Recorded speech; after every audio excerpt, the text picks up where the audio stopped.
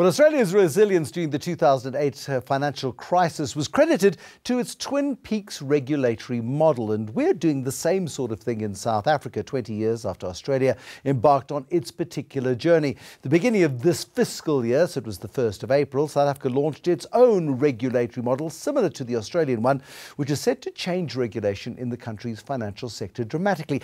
And I promise you it's not as boring as it sounds, because a bit like the Constitution, which many of you wouldn't have bothered reading, it's the fallback that you really need when the financial system goes bad, or your bank rips you off, or you have a grump with your insurance company. Regulation is absolutely pivotal. I'm Bruce Whitfield. I'm taking stock with Dr. Andy Shmulo. He's the head of strategy also at the Financial Sector Authority, and Leanne Jackson. Andy Shmulo is a South African-born, Australian-based expert on Twin Peaks. Leanne, let's talk to you first, please, about regulation in South Africa. A lot of people will be familiar with the FSB, the Financial Services Board.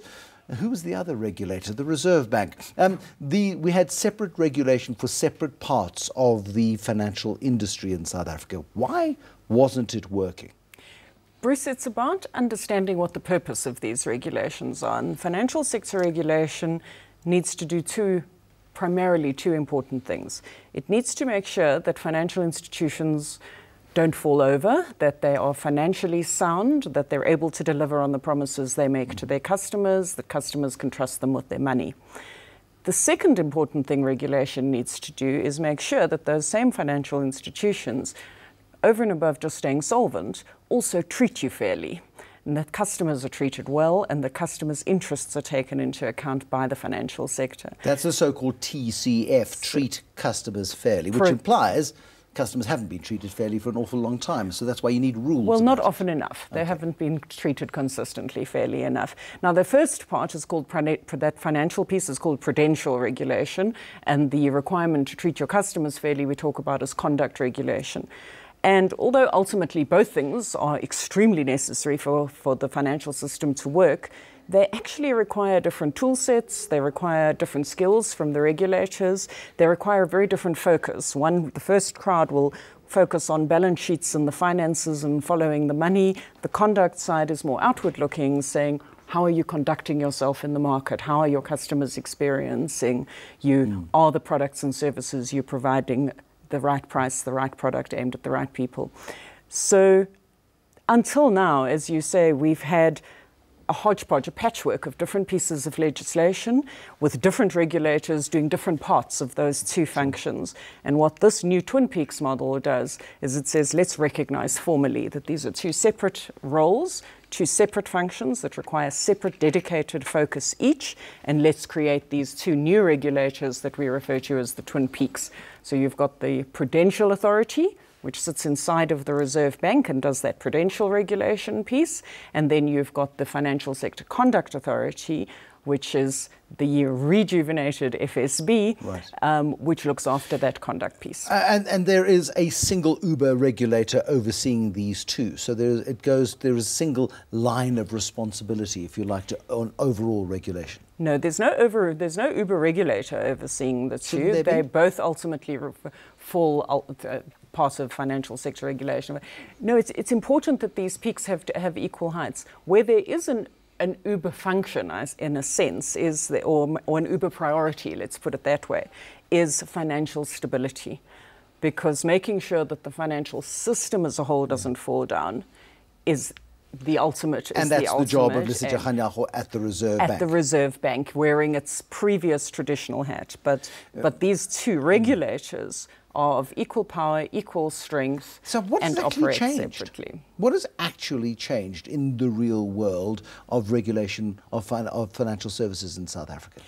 It's part of a journey and part of a process. So what has changed is these two new authorities have now been created. They've got new mandates, and so the FSB, whereas previously we did bits of prudential and bits of conduct and so on, we now have an absolutely clear mandate. You go out there and you look after customers.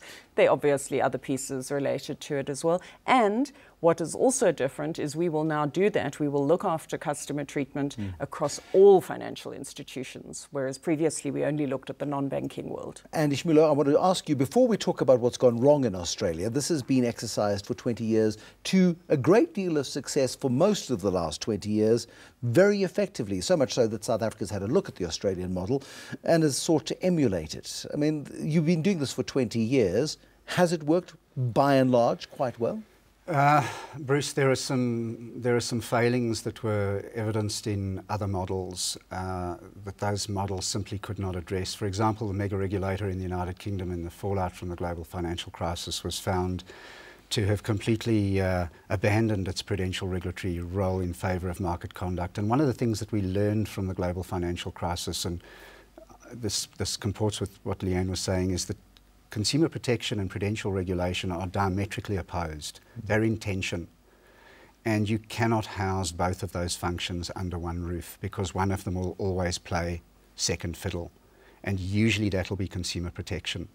So, you know, for policy reasons, we don't want consumers to remain unprotected. But also one of the lessons we learned from the global financial crisis is that when consumer protection is left abandoned for long enough and on a great enough scale, then you have something like the subprime industry, which becomes a financial crisis. Yes.